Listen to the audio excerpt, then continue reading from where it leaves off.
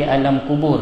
Jadi bila sebut tentang penyesalan jenazah, apa yang nak disesalkan, apa yang kita akan menyesal, dan apakah yang akan berlaku di dalam kubur nanti sehingga menyebabkan kita rasa menyesal yang teramat sangat. Yang ini telah pun dirakamkan di dalam ayat Al-Quran. Allah sebut dengan jelas dalam surah Al-Munafiqun, antara ini dalam ayat yang ke-10 hingga ayat ke-11. A'udzubillahi minasyaitonirrajim. Wa anfiqu mimma razaqnakum min qabli an ya'tiya ahadakumul maut fayaqula rabbi laula akhartani ila ajalin qarib fa asaddaqa wa akum minas salihin. Yang mana membawa maksud, dan belanjakanlah, dermakanlah sebahagian daripada rezeki yang kami berikan kepada kamu. Maksud kata apa tuan-tuan? Kalau kita ada duit, kita ada harta, kita ada kewangan, maka belanjakan sebahagian harta tersebut, yang mana sebelum seseorang daripada kamu sampai ajal. Kalau dah sampai ajal, dah tak dapat dah nak derma, dah tak dapat dah nak kita nak menyumbang. Dan disambung lagi di situ, kalaulah tidak, maka ia pada saat itu. Kita ni tuan-tuan, nanti bila dah sampai satu tahap, ajal kita dah sampai ke gharraq, iaitu kerongkong. Pada waktu itu tuan-tuan akan perhatikan, masa tu ya Allah teringat ada duit bawah bantal, ada duit dalam almari, ada KWSP berapa ratus ribu lagi dalam bank tu tadi. Masa tu pakat teringat dan kita nak minta anak kita datang dekat, tolong keluarkan, bagikan pada orang-orang sekeliling. Ada tak orang susah kita nak cari? Nabi kata pada waktu itu dah terlambat. Sebab harta yang dah tertinggal tadi, yang nyawa dah di ujung halkum, itu dah akan jadi hak waris kita. Sebab tu ada nanti dalam satu hadis saya akan kongsikan tuan-tuan. Dan bila dah sampai begitu, dah waktu ajal kita, dah masuk ke liang lahat, dah meninggal dah tuan-tuan, Allah ceritakan akan merayu mereka tu nanti. Orang yang dah meninggal ni, kita yang dalam masjid ni, bawah bumbung masjid yang tengah hidup lagi. Kalau kita tengok mak ayah kita yang berada di belakang kita, depan kita ni tuan-tuan, depan kita ni tanah perkuburan kan. Dalam tu tuan-tuan, Allah sebut dalam ayat ke-10 ni, mereka yang meninggal dunia merayu-rayu kepada Allah. Apa katanya? Laula akhartani, ya, fayaqulu rabbi, wahai Tuhanku, ya Allah, wahai Tuhan, wahai Allah, boleh tak? Laula akhartani, maksudnya wahai Tuhan, alangkah baiknya kalau kau lambatkan kedatangan ajal matiku. Kalaulah aku ni kau tangguhkan sekejap, tak lama pun, dalam berapa saat, berapa minit saja pun tak apalah, jadilah ke suatu masa yang sedikit. Sebab itu dikatakan, ya, akhartani ila ajal qarib. Dan kata apa lagi? Supaya aku dapat fa asaddaqa. Yang ni dia punya poin utamanya tuan-tuan. Orang yang dah meninggal, kalaulah diberikan kelebihan peluang nak hidup balik, dia nak satu je tuan-tuan, iaitu dia nak fa asaddaqa. Boleh tak aku nak bersedekah?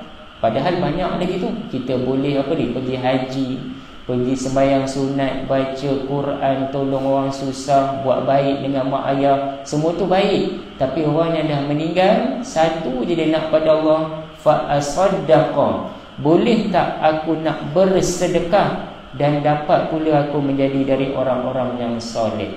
Agak-agak kenapa dia nak sedekah? Yang ni nanti kita tengok tuan-tuan.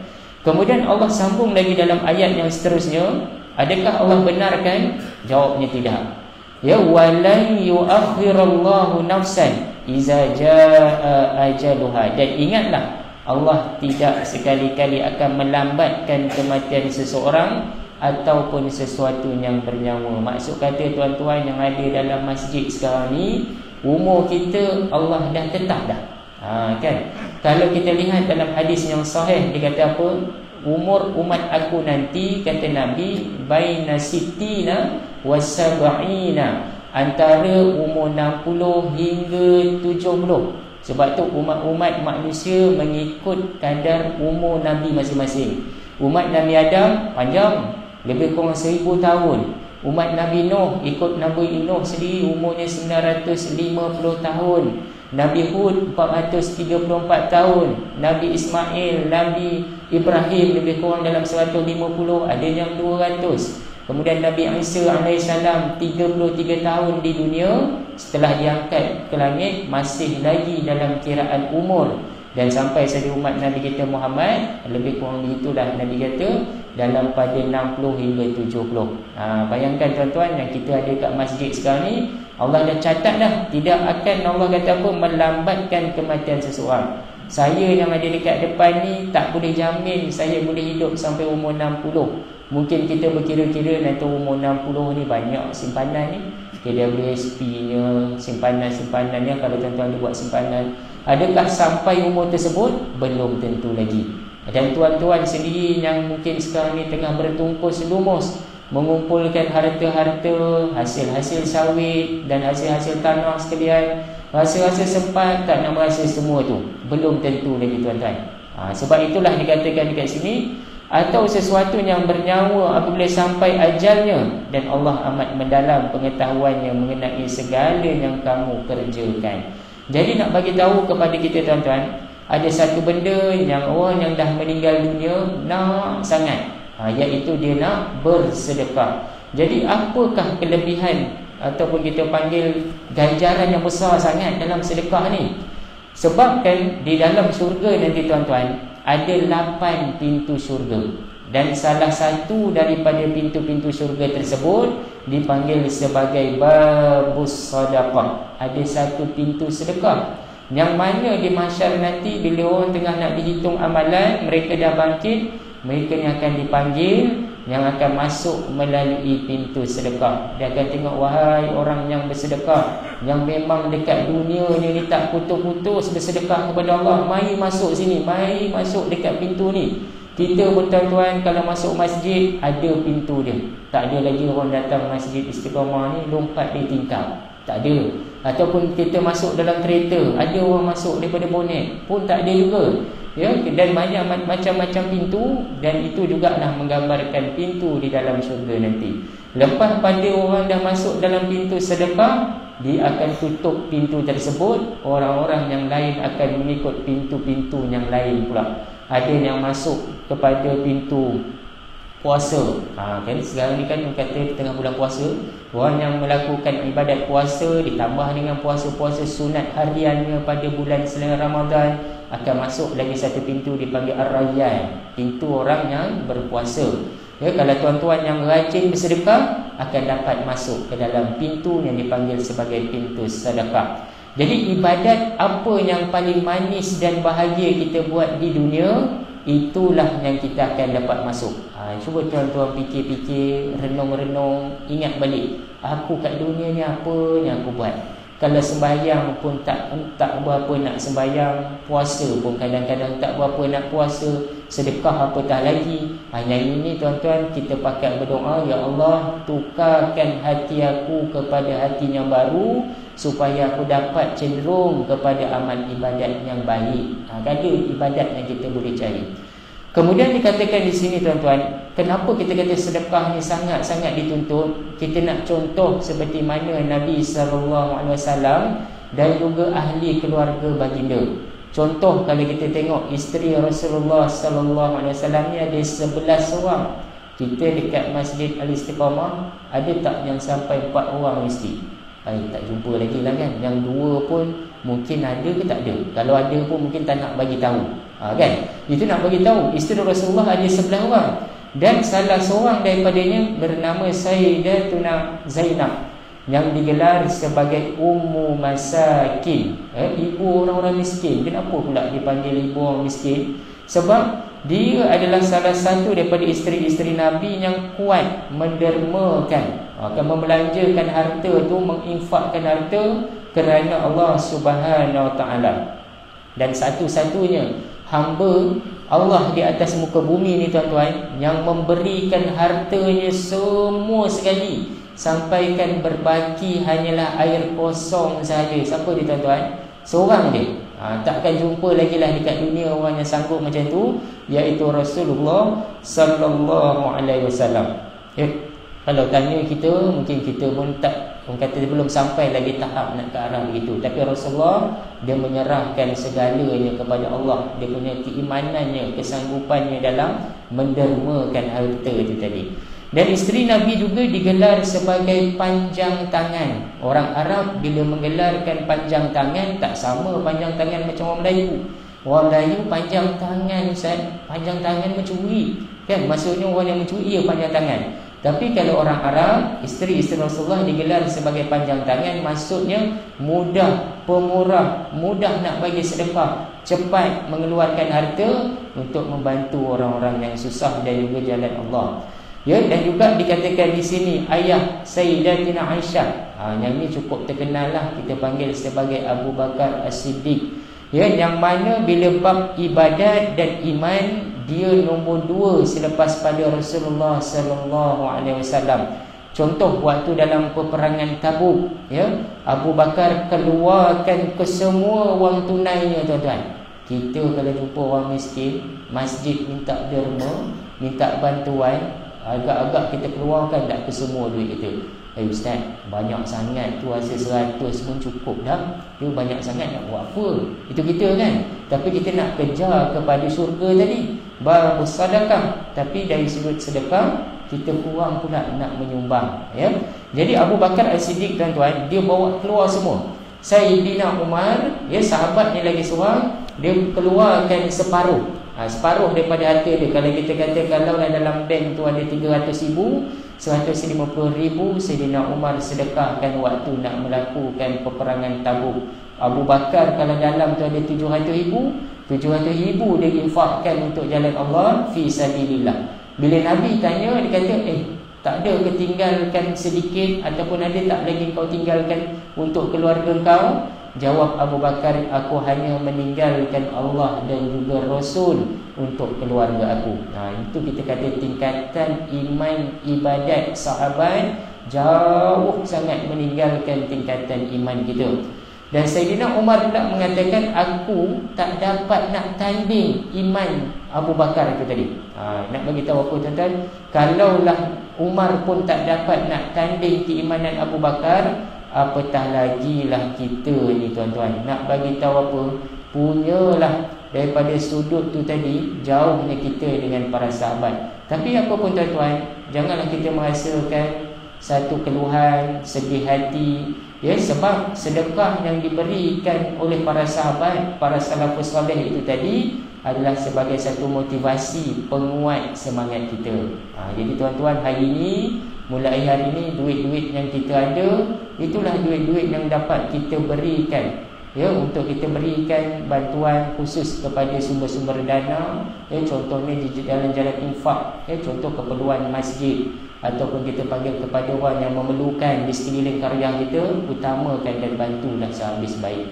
Dalam hadis qudsi, Allah wahyu secara direct. Disebut hadis qudsi adalah wahyu yang diturunkan oleh Allah Subhanahu Wa Taala terus tanpa melalui perantaraan malaikat Jibril. Kalau Jibril yang sampaikan, yang itu adalah wahyu Al-Quran. Kalau direct terus, sama ada melalui mimpi ataupun daripada suara dan sebagainya, yang itu adalah dipanggil sebagai hadis qudsi.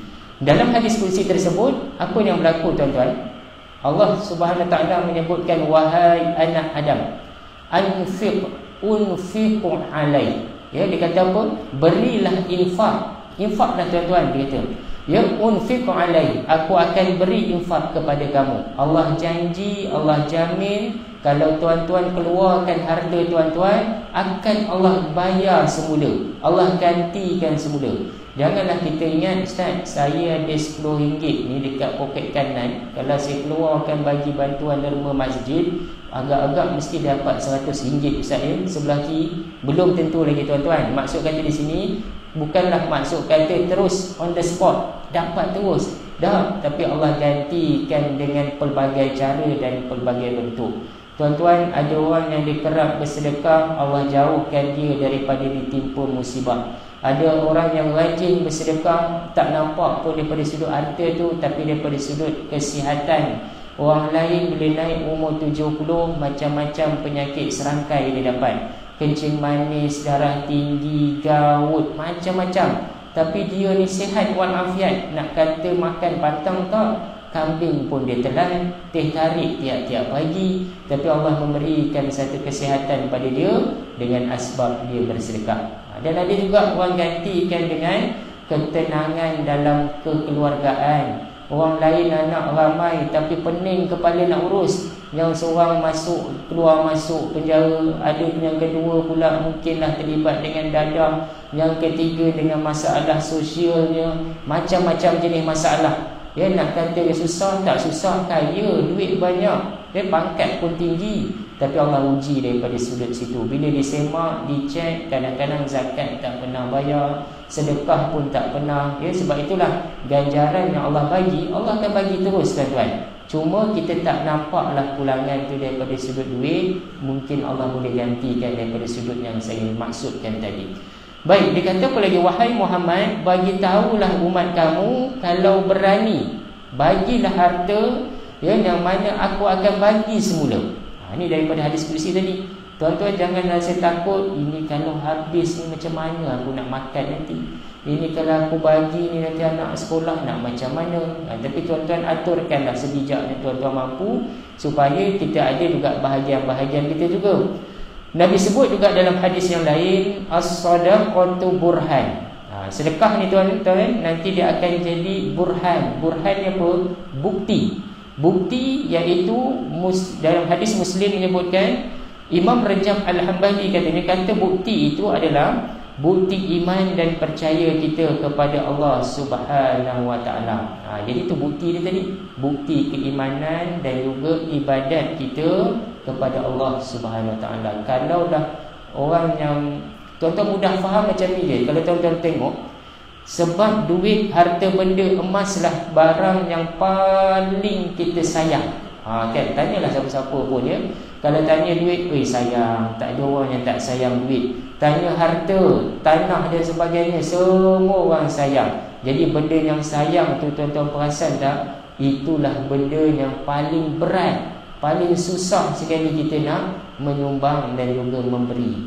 Sebab itulah dia akan jadi bukti. Kalau orang sanggup keluarkan infak tu tadi, dia sanggup wakafkan harta dia, akan jadi bukti di padang mahsyar, dan lagi tepat lagi di alam barzakh yang lagi dekat dengan kita. Baik, dan kalau kita lihat juga Sayyidina Mirsad ibn Abdullah, ini seorang sahabat selepas pada zaman sahabat, para sahabat lah ya, dia setiap kali datang masjid, dia orang sahabat Nabi ni tuan-tuan, lepas pada zaman sahabat pun, salafus soleh pun, mereka yang akan datang 5 waktu sehari, kata untuk ibadat solat tadi. Zaman itu mereka akan datang ke masjid. Mirsad ni salah seorang, dia kata apa? Setiap hari kalau aku datang masjid, aku akan mesti bawa sesuatu. Dia akan bawa sesuatu. Kalau masa tu ada duit, dia bawa duit. Kalau masa tu ada bentuk makanan, dia akan bawa makanan. Dan pernah satu ketika Mirsad ini dia bawa sebiji bawang besar. Bawang besar bawa pergi masjid. Dia bawa bawang besar, simpan dalam poket. Bila sampai saya di masjid, sahabatnya lain tanya, Mirsad, apa kerana pula bawa bawang besar tu? Kan tak berbau nanti jubah, bau nanti dia kena baju.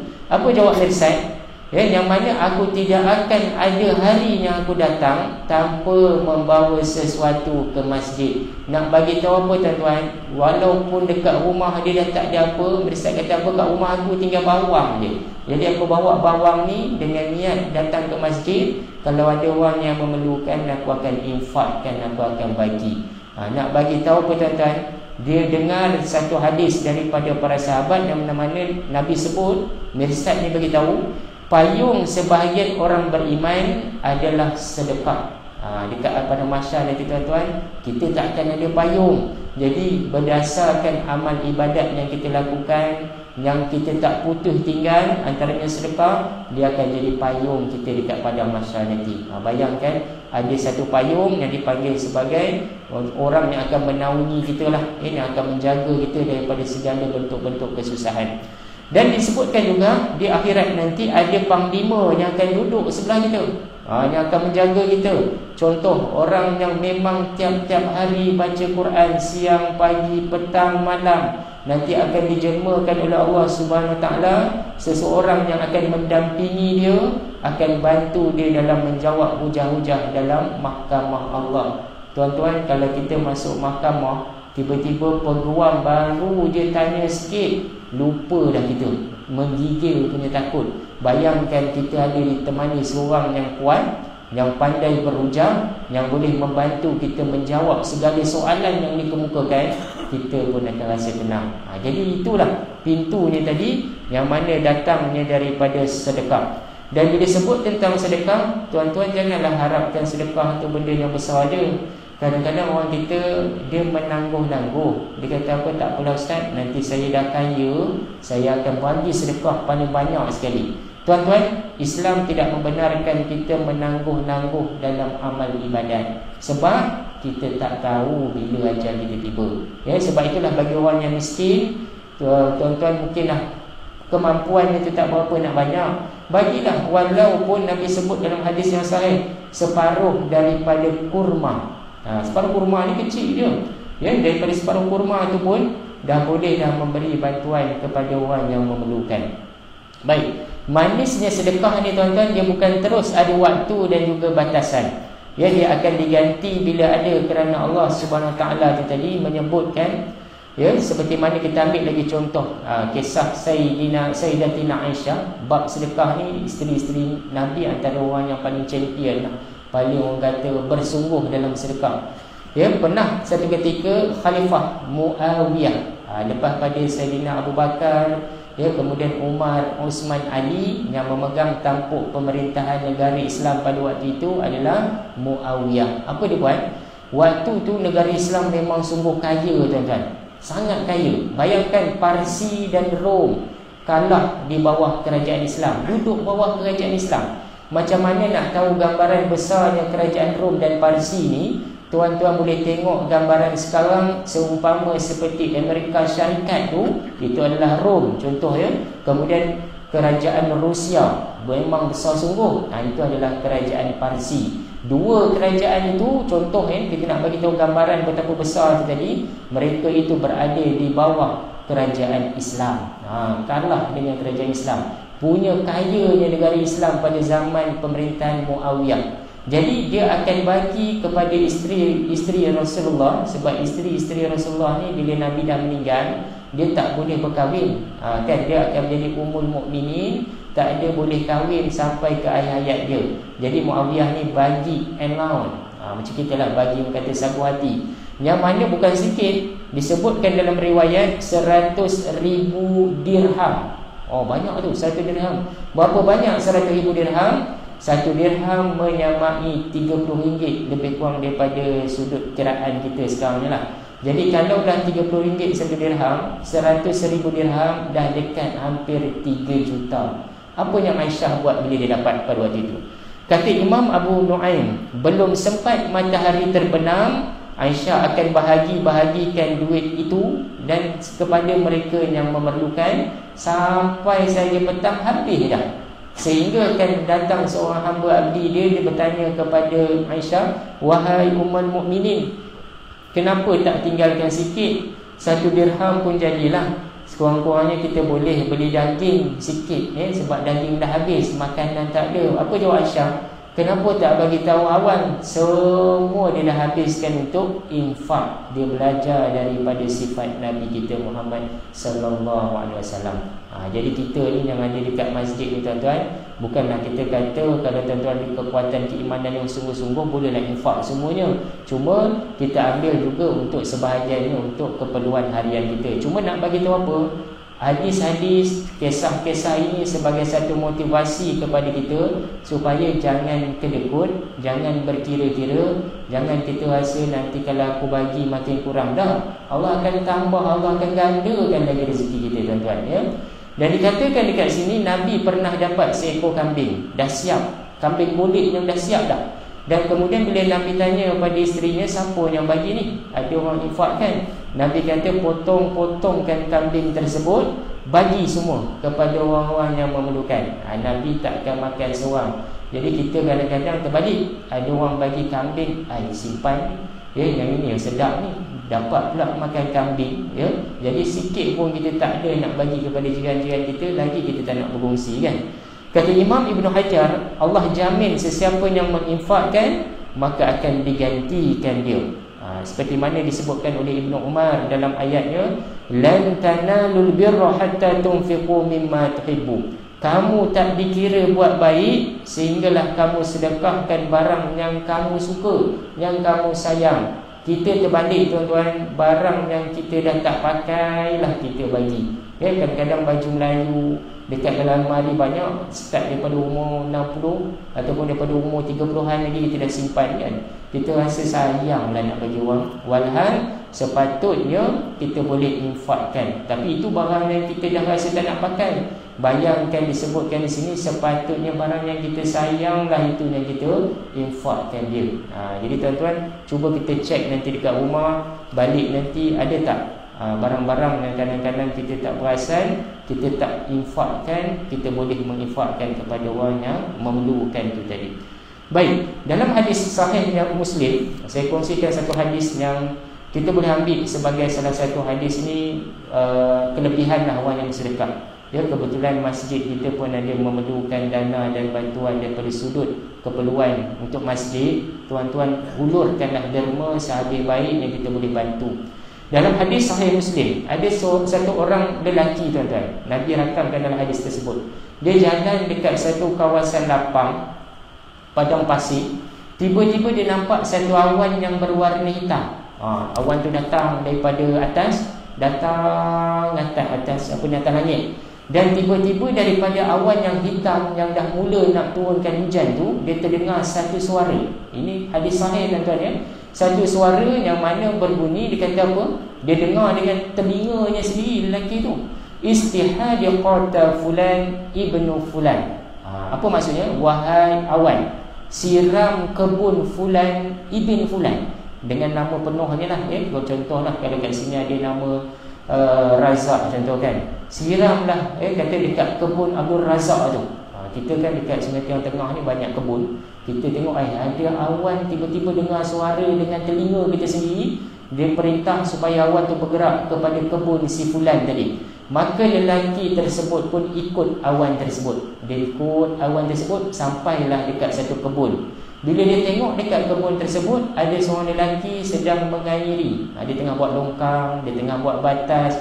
Awan tu pun turunkan hujan tersebut. Ya, dah selesai hujan turun selesai, lelaki ni pun rasa hairan. Dia jumpa lelaki yang ada kat kebun tersebut. Dia pun tanya, siapakah kamu? Dia kata, dan apakah yang kamu buat?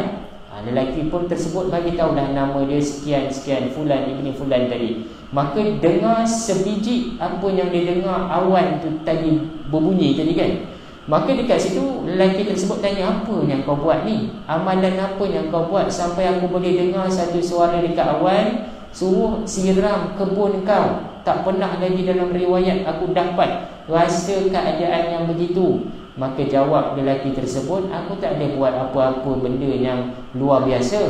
Ya, yang apa yang aku buat, hasil daripada kebun yang aku dapat ni nanti 1/3 aku ambil untuk anak dan isteri aku. Dia ambil 1/3 tadi ya, untuk anak isteri, keperluan kebajikan hidup lah. 1/3 lagi dia kata apa, aku guna untuk rolling modal. Aku beli benih semula, aku beli baja, aku beli racun. 1/3 lagi, yang inilah amalan dia tu yang menyebabkan dia dapat satu kelebihan awan pakat siram kebun dia. Yang mana 1/3 yang terakhir aku infakkan, aku belanjakan kepada orang yang memerlukan, fakir miskin, rumah-rumah ibadat, masjid dan sebagainya, untuk tujuan dakwah ataupun kita panggil tujuan infak tadi lah. Bayangkan tiap-tiap dapat hasil, macam itulah dia buat. Begitulah juga sepatutnya kita tuan-tuan. Kalaulah dah disebut dalam hadis yang sahih ni banyak kelebihan yang Allah bagi, apatah lagi lah kita. Tuan-tuan, kita belum sampai tahap macam ni. Bolehkah kita niaga dapat untung 15,000? Ini kita contoh kalau nak kaitkan dengan hadis ni lah. Untung 15,000, 1/3 kita ambil 5,000. 1/3 lagi kita buat modal, 1/3 lagi kita buat untuk infak. Kalau nak sama dalam hadis ni lah, jarang kita jumpa macam tu. Ustaz, 5,000 banyak sangat, bagi dalam 100 cukup lah Ustaz. Ini contoh kita lah. Susah kita nak bagi yang besar kan. Itu kalau kita, sebab itulah soalnya berani ataupun tidak, itulah kita tanya kepada keimanan kita. Sebab tu tuan-tuan, cuba kita semak lagi. Yalah, kita mulalah belajar sikit demi sikit. Mungkin tak mampu nak menandingi para sahabat dan sebagainya. Janji janganlah kita langsung tidak menginfakkan harta kita ke jalan Allah Subhanahu Wa Taala. Hadis yang lain menyebutkan juga Nabi SAW ada mengisahkan tentang sedekah juga. Seseorang ni tanya kepada Nabi, ayyu sadaqatin afdal? Ya, dikata apa? Sedekah yang macam mana ke agak-agaknya ya Rasulullah yang paling terbaik, yang terpaling afdal? Yang ni kita boleh semak dalam diri kita. Yang mana Nabi pun menjawab, yang pertamanya adalah sedekah yang paling afdal adalah sedekah yang paling besar pahalanya ketika mana kita sedang sihat. Jadi tuan-tuan yang ada dekat dalam masjid pagi ni, kita sihat ni lagi. Tuan-tuan kalau nak tahu tanda kita tak sihat ke sihat, tuan-tuan pergilah sesekali ziarahlah ke hospital. Kalau ada saudara kita yang sakit, pergi tengok. Tuan-tuan akan nampak di ICU berapa ramai orang yang dah terlantar, tangan tak boleh angkat, kaki tak boleh angkat, minum pakai tiup susu masuk dalam mulut. Air liur penuh ni, perlu memerlukan bantuan sedut tu nak keluarkan air liur. Kita tak boleh nak buat apa dengan mata terpejam. Dalam keadaan macam tu, waktu tu dah, kalau sedekah dia dah lain tingkatan dia tuan-tuan. Beza dengan orang yang waktu sihat. Sebab apa? Orang waktu sihat ni kadang-kadang ramai yang lupa untuk bersedekah, berinfak. Sebab tu Nabi pesan yang paling terbaik ketika mana kita sedang sihat. Kalau dah susah tu memanglah kita pun dah, yelah duit banyak, nak minum manis dah tak boleh, takut kena potong kaki. Masa tu memanglah kita rasa tak apalah aku infak. Sebab apa? Tengah dah sakit, tengah dah ada penyakit, waktu tengah sihat, cukup kedekut. Contoh ya. Jadi sebab tu Nabi sebut yang paling afdal ketika kita sihat. Itu yang pertama. Yang keduanya, sedekah yang paling juga besar fadilat pahalanya adalah ketika mana kita sedang pasang niat nak jadi kaya, kita tengah kumpul duit ni. Hasil semalam contohnya baru dapat daripada sawit adalah dapat 7,000. Ini lagi sikit nak dapat 3,000 ni. Nanti minggu depan ni nanti akan kait sawit kat kebun sebelah, boleh dapat 10,000. Tengah duk kira-kira tu tadi tuan-tuan, dalam berangan-angan nak capai target hujung tahun aku pastikan dapat 100,000 ni. Tengah mengira-ngira tu, tiba-tiba ada orang memerlukan bantuan infak. Contoh masjid keluar iklan ke, keluar iklan untuk bantuan untuk bina kata kelengkapan macam tandas ke, kapet ke, ataupun ada yang rosak nak memerlukan bantuan. Kita tengok je iklan tersebut, dalam keadaan kita berangan-angan nak capai target, kita tak kisah, kita ambil duit kita sebahagian tu tadi, kita bagikan infak. Yang itu Nabi kata apa? Itu pun termasuk dalam golongan yang afdal, pahalanya besar. Sebab ramai orang yang tengah berkira-kira, dia tak akan bagi. Dia kata, belum lagi, nanti tunggu dulu. Tunggu kalau aku dah sampai 100,000 ni, nanti masa tu kau datang balik, minta balik sedekah. Masa tu aku akan bagi. Dan masa tu dah terlambat tuan-tuan, tak sama pahalanya macam orang yang tengah golongan yang kedua ni. Baik, yang ketiganya Nabi kata apa lagi? Sedekah yang afdal juga adalah di waktu dia takut jadi miskin, duit ngam-ngam cantik tinggal RM20, lalu tabung masjid nak bagi ni kurang pula, beras tak cukup nak beli, jadi dia sanggup keluarkan juga, tak apalah aku keluarkan RM5 ataupun aku keluarkan juga RM3, adalah juga keluarkan. Yang itu pun dikira sebagai afdalus sadaqah, sedekah yang terbaik. Jadi kita semak dalam diri kita tuan-tuan, ada tak tiga keadaan ini yang kita masih melakukan sedekah? Kalau ada, alhamdulillah, tahniah sangat-sangat, sebab tuan-tuan tergolong dalam hadis ini yang mengatakan sadaqatul afdal, sedekah yang terbaik. Baik, dan dikatakan juga di sini wala tamhil hatta iza balaghatil hulqum. Janganlah tangguh sedekah sampai nyawa di hujung halqum, yang macam saya kongsikan tadi lah. Kalau waktu itu tuan-tuan, masa itulah baru nak panggil anak, masa itulah nak panggil isteri, masa itulah kita duk fikir-fikir, tak apalah aku bagi je lah semua tu. Yang itu dikata apa? Itu bukan lagi merupakan harta kita, itu dah sampai tahapnya harta warisan kepada orang-orang yang memerlukan. Jadi tuan-tuan, yang apa kita dapat pengajaran pada pagi ini, yang mana bolehlah saya kata di peringkat akhir, kesimpulannya, supaya kita dapatlah berinfak harta yang kita ada. Jangan pernah rasa kedekut, jangan pernah rasa tak apalah ustaz, nantilah saya tunggu nanti, akibatnya nanti tuan-tuan akan terlambat, ya.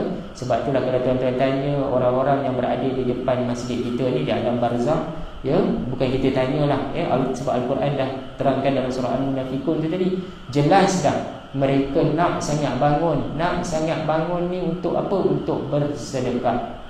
Jadi kita yang hidup kat dunia dalam masjid, kita pula tak nak bersedekah, takut nanti kita tergolong dalam golongan yang menyesal tersebut. Jadi na'udzubillah min zalik. Baik, jadi kebetulan dalam bulan Ramadan ada lagi 8 hari, tuan-tuan, lebih kurang dah sekarang ni dah masuk Ramadan yang ke-20 lebih, ya, 22 ya. Jadi ada lebih kurang, kita pun bulan Ramadan ni tak lama, kita tak 30 tahun ni kita berpuasa kalau ikut kalender lah 29 hari je. Nanti hari Ahad akan tengok anak bulan. Kalau jatuh hari Isnin nanti kita dah berhari raya. Jadi tuan-tuan, kalau nak berinfak, sebab lepas pada ni kita tak tahu sempat bulan Ramadan yang akan datang, habiskanlah infak tuan-tuan. Kalau nak sedekah, sedekahkanlah dalam tempoh 8 hari yang ada ni. Sebab ganjaran dia dah tak sama pada pagi 1 Syawal. 1 Syawal nanti dia dah berbalik kepada ganjaran macam biasalah. Ya, RM1 kita bagi, dinisbahkan kepada 10. Kalau pada bulan Ramadan 1000 kali ganda Allah bagi pada orang yang berinfak di bulan Ramadan. Jadi kalau tuan-tuan infak dalam tempoh 8 hari ni, banyak dia punya kelebihan yang tuan-tuan akan dapat. Ya, sebab tu kalau tuan-tuan nanti balik tengok dekat kampung kita, qaryah kita, ada tak ibu-ibu tunggal, ada tak orang-orang yang fakir miskin, ada tak anak-anak yang yatim? Kalau ada, tuan-tuan sedekahkanlah, ya, ataupun infaklah. Sebab inilah waktu yang paling terbaik untuk kita bersedekah. Sekarang dah mudah dah, ya, kita boleh pergi dekat pasar raya, dekat kedai, dekat Jalan Mat tu pun ada, dia buat packing siap-siap dah. Tuan-tuan minta dia RM30, dia boleh sediakan kordial, ketupat segera, ada tepungnya, ada gulanya, ada gandum. Supaya apa? Supaya kita boleh bagi sebelum 1 Syawal. Kalau kita bagi 1 Syawal, orang tu, waktu itulah dah kelang kabut dah. Kalau boleh biarlah bagi sebelum Syawal, sebagai persiapan bagi orang yang memerlukan ni untuk menyambut Syawal. Seronok dia. Benda yang paling menyeronokkan, menggembirakan orang susah adalah bila dia menerima sumbangan daripada orang yang kaya, orang yang ada duit ni lah. Ya, jadi tuan-tuan, cuba fikir-fikirkan, tengok-tengok di sekeliling kita, kalau ada kita bagi bantuan. Dan sebaik-baik afdal sedekah juga adalah utamakan dulu kaum kerabat yang ada di kalangan adik-beradik kita. Mungkin abang long kita, kak long kita susah, jadi kat situ kita berikan dulu bantuan pada orang yang dalam keluarga kita terlebih dahulu, selebihnya kita bagi pada orang luar. Dan jangan lupa, yang paling empat, jariyatun. Ni yang kita nak. Sedekah yang kita bagi makan, bagi minum tu pandai dapat, tapi dah habis-habis ada memerlukan dana sumbangan, tuan-tuan keluarkanlah duit tuan-tuan, tak rugi. Dia akan jadi sedekahun jariyatun. Kalau tuan-tuan takdir meninggal malam nanti, pahala itu mengalir selagi mana dia menjadi sebahagian daripada bangunan masjid tersebut. Kalau dibina bangunan lah, kalau kapet, selagi mana orang duk guna sujud, selagi itulah tuan-tuan akan dapat mengalir pahala dia. Ya, dan ataupun buat kolam, selagi air bertakung di kolam tersebut, orang duk pakai ambil wuduk, selagi itulah tuan-tuan akan dapat pahala itu. Besar ganjarannya tuan-tuan, ya. Jadi marilah kita tuan-tuan pakat bersedekah. Lihatlah, ya, beberapa tempat yang kita boleh bantu tadi, sekurang-kurangnya kita ada juga tergolong dapat masuk dalam babus sedekah, pintu orang-orang yang bersedekah. Boleh tuan-tuan, ya? Itulah sekadarnya yang dapat saya kongsikan, supaya dapatlah memotivasikan, menjentik hati saya dan juga hati tuan-tuan untuk kita menjadi orang yang pemurah, bermula daripada pagi ni sampailah ke akhir hayat kita. Jadi saya sudahi dengan wabillahi taufiq wal hidayah. Wassalamualaikum warahmatullahi wabarakatuh. A'udzubillahi minasyaitonirrajim. Bismillahirrahmanirrahim. Alhamdulillahirabbil alamin wassalatu wassalamu ala asyrafil anbiya'i wal mursalin wa ala alihi washabihi ajmain. Allahumma inna nas'aluka ridhaka wal jannah wa na'udzubika min sakhatika wan nar. Allahumma innaka 'afuwun karim tuhibbul 'afwa fa'fu 'anna wa 'an walidina wa li jami'il muslimina wal muslimat wal mu'minina wal mu'minat bi rahmatika ya arhamar rahimin. Rabbana 'alaika wa tawakkalna wa ilaika anabna wa ilaika al-masir. Wassallallahu ala sayyidina Muhammad wa ala alihi wa sahbihi wa baraka wa salam. Walhamdulillahi rabbil alamin.